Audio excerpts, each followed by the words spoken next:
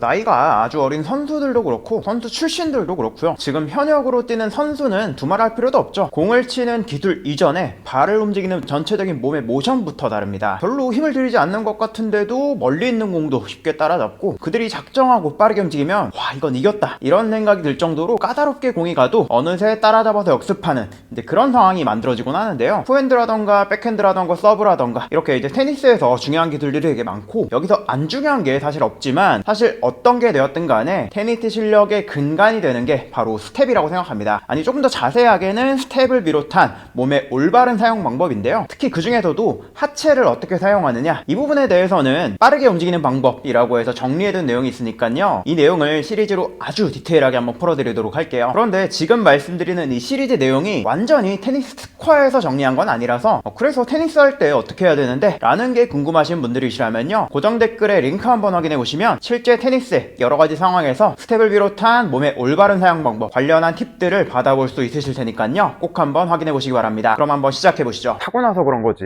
나는 원래 느려, 이런 말들 한 번쯤 들어보셨죠? 사실 애초에 느린 분들이시라면 100m 달리기 같은 그런 상황에서 빨리 달리려는 엄두조차 내진 않을 겁니다. 하지만 이런 얘기를 많이 하는 상황들은 축구라던가 농구, 테니스 이런 다양한 스포츠를 즐기는 분들 사이에서 난 원래 느려서 저건 못 따라잡지, 달리긴 안 돼, 이런 말을 종종 듣고는 합니다. 때로는 그런 이야기를 마치 피해자인 것처럼 어쩔 수 없다 이렇게 이야기하는 경우도 있고요. 그런 말을 들으면 그러시구나 안쓰럽게 느낄 수도 있겠지만요, 실제로 누가 너는 그러면 안 타고났으니까 1점 더 쳐줄게 라던가 그래도 열심히 했으니까 이 정도면 합격이지 이렇게 해주진 않아요. 결과만 보고 냉정하게 판단되는 게 현실입니다. 반대로 이렇게 말씀하시는 분들도 있습니다. 빨리 달릴 필요 있나? 공 잘 다루는 게 훨씬 더 중요한 거 아니야? 이렇게 말씀하시는 분들도 있죠. 물론 볼 컨트롤 실력이 뛰어나면 거의 움직이지 않아도 이길 수 있는 경우도 있겠지만요, 그건 압도적으로 실력이 나보다 낮은 사람과 붙을 때 이야기입니다. 결국 스피드, 민첩성, 이거야말로 스포츠의 기반이고 내 몸을 어떻게 움직이느냐, 그거에 따라서 경기력이 결정됩니다. 그럼 여기서 중요한 질문 하나, 스피드, 민첩성, 순발력, 스포츠를 잘하려면 이런 것들이 중요하다고 생각하잖아요. 그럼 이런 건 도대체 어디서 나오고 또 어떻게 향상시킬 수 있을까요? 이 질문이 그렇게 심플하게 답할 수 있는 문제는 아닙니다. 방대한 이야기를 드려야 하고요, 그리고 그걸 또 적용할 시간이 필요한데요, 오늘부터 10가지 단계로 나눠서 그 비밀을 알려드리겠습니다. 내용은 이렇게 준비가 되어 있는데요, 제가 실제로 느리고 굼떠서 고민이다 이렇게 해서 찾아오는 분들한테 알려드리는 몇 가지 포인트들인데, 모든 비결을 다 풀어드리도록 하겠습니다. 하나씩 보고 따라만 하면 누구나 빠르고 민첩한 몸을 만들 수 있다고 확신합니다. 자, 그러면 이제 본격적으로 오늘의 주제인 밀기, 이 개념의 핵심 원리로 들어가 보도록 하겠습니다. 밀기의 개념과 기본 원리. 자, 이제 본격적으로 빨라지는 방법을 알려드릴 텐데요, 그 첫 번째 포인트, 밀기입니다. 이 핵심 원리는 뭐냐면요, 달리기 속도는 땅을 강하게 밀어내는 힘에 크게 의존하게 됩니다. 얼마나 세게 미냐가 중요한 게 아니라요, 그 힘이 어느 방향으로 전달되는가입니다. 여기서 핵심 요소는요, 바로 발가락입니다. 발가락을 적절히 꺾어서 지면을 누르면 다리의 각도가 지면의 수평에 가까워져서 몸을 효과적으로 밀어낼 수 있죠. 만약 발가락을 제대로 활용하지 않는다면 다리의 각도가 너무 수직에 머무르게 돼서 힘이 올바르게 전달되지 않고 오히려 불안정하게 위로 튀는 듯한 그런 자세가 나오게 됩니다. 이 개념을 지면 반발력이라고 하는데요, 우리가 땅에 힘을 가하게 되면 땅이 그 반작용으로 우리 몸을 밀어내는 원리인데요, 그 힘이 강할수록 당연히 빨라지게 될 것이고요, 무작정 힘을 세게만 준다고 되는 것이 아니라 그 방향이 적절해야 된다라는 게 중요한 포인트가 될 수 있겠습니다. 이 방향이 얼마나 중요한 건지는요, 실제 달리는 모습 두 가지를 비교해보면 명확히 알 수 있는데요, 마라톤이든 단거리 스프린트든 선수들이 달리는 모습을 자세히 보면요, 고관절도 최대한 펴지는 모습이고요, 무릎도 쫙 펴지고 발목도 모두 펴지죠. 그들은 뒤쪽 발가락으로 지면을 꽉 눌러서 다리가 거의 수평에 가까워지도록 만들어줍니다. 이것이 바로 몸을 폭발적으로 앞으로 내는 속도의 비결이라고 할 수 있죠. 하지만 취미로 달리기를 즐기는 분들, 스포츠를 즐기는 분들, 이런 분들 중에서 달리기가 느리다 라고 이야기하는 분들의 달리는 모습을 보면요, 고관절 충분히 뒤로 넘어가지 않고 있습니다. 그 결과 다리가 지면에 수직에 가깝게 위치하는데요, 여기서 힘을 줘서 땅을 강하게 민다면 어떻게 될까요? 물론 힘을 많이 주니까 당연히 속도가 어느 정도 빨라지긴 하겠지만요, 위로 점프하듯이 통통 튀는 모습이 나오게 될 겁니다. 앞으로 빨리 달리는 속도는 힘을 주는 것에 비해서 떨어질 수밖에 없죠. 그렇게 바람직한 상황은 아니라는 겁니다. 누가 그렇게 이상하게 뛰냐? 이렇게 말씀하실 분들도 계실 텐데요, 물론 제가 이 차이를 좀 제대로 보여드리려고 좀 과장한 자세이기 때문에 실제로 위로 뛰는 정도, 이게 너무 과한 지금 이런 느낌의 자세는 없겠지만요, 제가 많은 분들을 만나보면서 최대한 빠르게 한번 뛰어보시겠어요? 이렇게 얘기했을 때 위로 튀는 듯한 자세가 의외로 많이 보입니다. 실제로 제가 달리기를 제대로 배우기 전에도 그런 느낌으로 달리기도 했었고요. 가르치는 분들 중에도 처음에는 그런 경우가 많았어서 왜 이렇게 위로 뜰까? 라고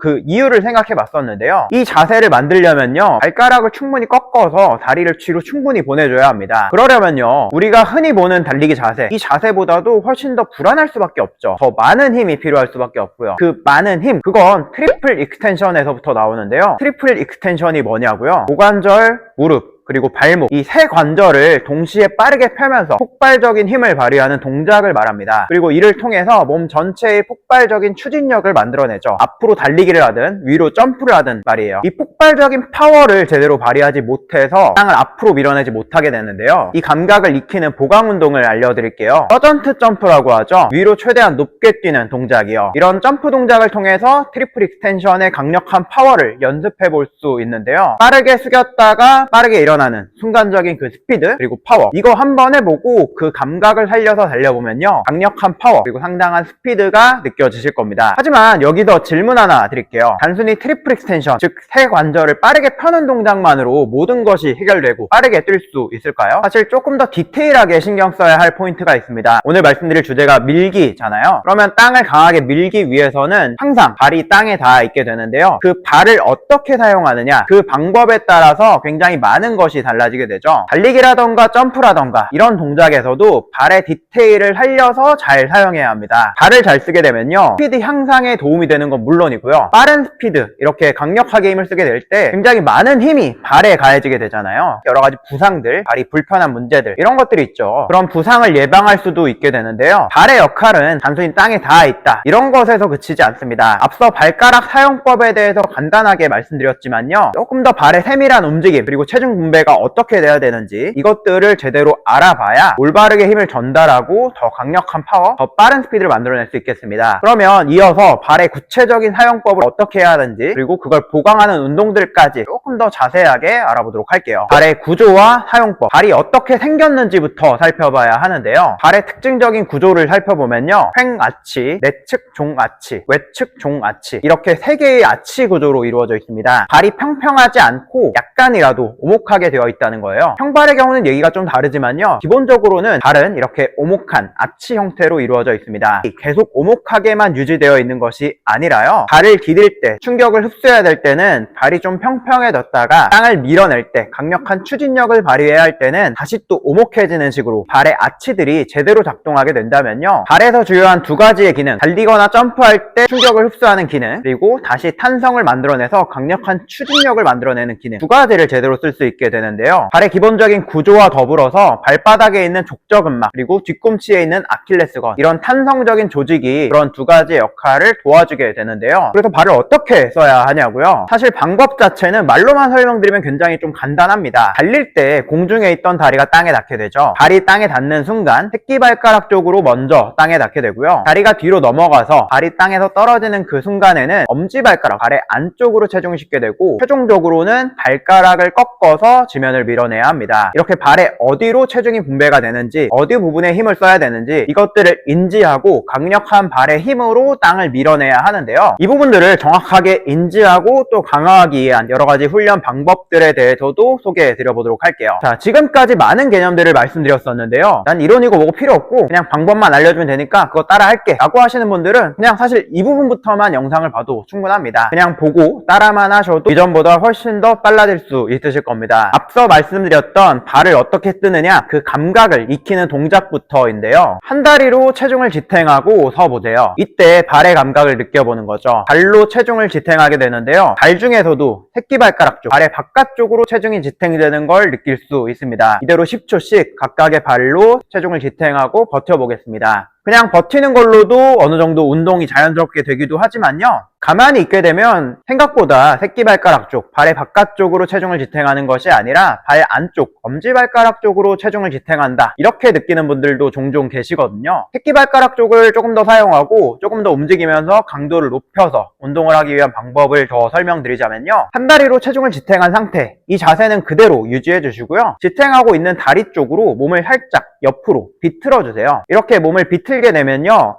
새끼발가락 쪽, 발의 바깥쪽으로 체중이 더 많이 쏠리는 느낌을 느낄 수 있으실 겁니다. 발 전체보다도 조금 더 좁은 면적에서 발을 딛게 되면서 발의 움직임이 나오게 되면서 발의 바깥쪽 근육이라던가 종아리의 근육이라던가 이런 부분들에 힘이 들어오는 걸 느낄 수가 있을 거고요. 자연스럽게 그 부분에 힘을 기를 수가 있게 되겠죠. 각각 10번씩 반복해 보도록 하겠습니다. 자, 이렇게 새끼발가락 쪽 발의 바깥쪽 부분을 운동하는 연습을 해봤고요. 자, 이번엔 엄지발가락 쪽 발의 안쪽 근육 운동을 해볼 건데요. 우선 발의 안쪽을 지탱하고 섰을 때 어떤 느낌인지 그 감각부터 느껴보도록 할게요. 아까는 한 다리로 체중을 지탱하고 서 있었다면요, 이번에는 양다리를 좌우로 넓게 벌리고 서 보겠습니다. 이 상태로 서 있게 된다면요, 한 다리로 서 있을 때랑은 조금 더 다른 느낌을 발에서 느낄 수가 있죠. 엄지발가락 쪽 발의 안쪽으로 체중이 실리게 되는데요, 이것도 앞서 말씀드린 것처럼 체중 지지 패턴이, 발의 움직임 패턴이 이미 무너진 분들 같은 경우에는 발 바깥쪽으로 체중을 지탱하는 경우도 있습니다. 엄지발가락 쪽 발의 안쪽으로 체중을 잘 지탱해 보시고요. 그 상태에서 뒤꿈치를 들면서 발의 앞쪽 엄지발가락 쪽으로 땅을 밀어내 보세요. 이런 감각을 먼저 익혀 보시고요. 왼쪽으로도 밀었다가 오른쪽으로 밀었다가 이렇게 발의 감각을 익혀 보시고요. 이러면 발의 안쪽에 힘이 들어오는 걸 느낄 수가 있겠죠. 여기에 더해서 조금 더 강력하게 운동까지 해보자면요, 이 부분을 강화하는 운동은 간단합니다. 한 번쯤 해본 적 있으실 거예요. 흔히 PT 체조라고들 하죠. 발의 움직임에 집중해 보겠습니다. 다리를 넓게 벌리게 되죠. 그리고 다시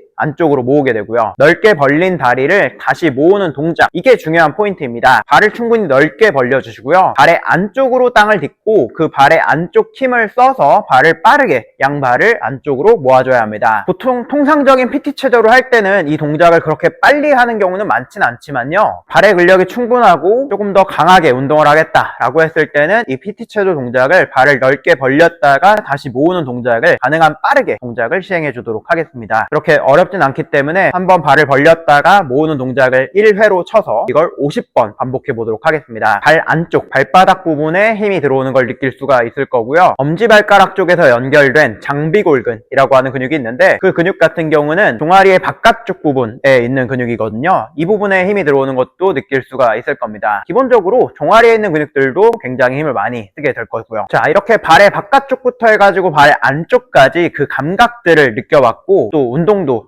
가볍게 해봤는데요. 최종적으로 발이 땅에서 떨어지기 직전에 그 발가락으로 땅을 미는 포인트도 알려드리겠습니다. 벽을 앞에 두고 서서요, 조금 멀리 떨어져서 벽에 손을 짚고 몸 전체가 45도 정도 기울어지도록 몸 전체를 기대주세요. 그 상태로 뒤꿈치를 들었다 내리면서 발가락이 꺾인 상태로 땅을 밀어주는 그 감각을 익혀주는 겁니다. 이렇게 동작을 20개만 반복해 주도록 할게요. 이 동작을 할 때 중요한 포인트는요, 발목 그리고 발가락에 힘을 집중해서 써줘야 하는데요, 그렇지 못한 경우가 많습니다. 무릎을 구부리고 펴면서 무릎에 힘을 쓴다거나 하는 경우가 많기 때문에 무릎은 움직임이 나오지 않도록 최대한 고정시켜 놓은 상태를 잘 유지해 주세요. 자, 이렇게 발 전체 바깥쪽에서부터 안쪽 부분 그리고 발가락까지 힘을 호고 점프라고 하는데요, 저는 이 동작을 추천드립니다. 줄넘기 하듯이 가볍게 땅에서 뛰다가 한 번씩 최대한 높게 뛰는 점프, 그 높게 점프하는 그 순간에 신경 써야 하는 포인트가 있는데요, 최대한 땅에 닿는 시간을 짧게 만들어 주시고 발이 바닥에 닿자마자 최대한 빠르게 위로 점프해 주도록 해야 합니다. 그러는 와중에 발 전체를 쓰는 감각, 그 포인트를 잘 살려줘야겠죠. 발이 땅에 닿는 순간에 새끼발가락 쪽으로 디뎌줘야 할 것이고요. 그 다음에 엄지발가락 쪽으로 가다가 발가락을 꺾어서 최종적으로 땅을 밀어내는 포인트까지, 정강이 앞쪽이라던가 종아리 쪽, 발바닥 쪽까지 특히 힘이 많이 들어오는 걸 느낄 수가 있으실 겁니다. 이런 점프하는 포인트를 살려서 달리기를 하면 굉장히 탄력적으로 강한 힘을 발휘할 수가 있겠죠. 하나 더, 앞서 말씀드렸던 서전트 점프 동작 있죠. 이 동작을 할 때도 마찬가지입니다. 팔까지 뒤로 충분히 보내주면서 폭발적으로 숙였다가 일어나는 동작, 이 부분 고관절에서의 움직임도 굉장히 중요한 힘을 써야 되는 포인트긴 하지만요, 어쨌든 최종적으로 땅에 닿아있는 발, 이 부분에서 새끼발가락 쪽부터 엄지발가락, 마지막에는 발가락, 이 발 전체 부분을 고루 쓸 수 있도록 해주셔야 더 강한 파워를 낼 수 있겠죠. 천천히 10개만 이 동작을 반복해 보도록 하겠습니다. 이렇게 지금까지 알려드린 것들은 혼자서도 얼마든지 쉽게 할 수 있는 방법들이고요. 뭐 이런 기구가 있다던가 아니면 좀 짱짱한 밴드가 있어서 이 밴드를 고정시켜 놓을 곳이 있다고 하면, 아니면 같이 운동할 파트너가 있다고 하면 달리기 자세와 매우 흡사하게 비슷한 보강 운동을 할 수도 있습니다. 특히 이 운동은 달리기 동작과도 매우 비슷하기 때문에 이 동작을 하고 나서 뛰어보면 확실히 땅을 힘차게 밀면서 잘 달리는 경우가 굉장히 많더라고요. 그래서 이렇게 땅을 미는 포인트만 잘 신경 쓰셔도요, 이전에 그냥 아무 생각 없이 그냥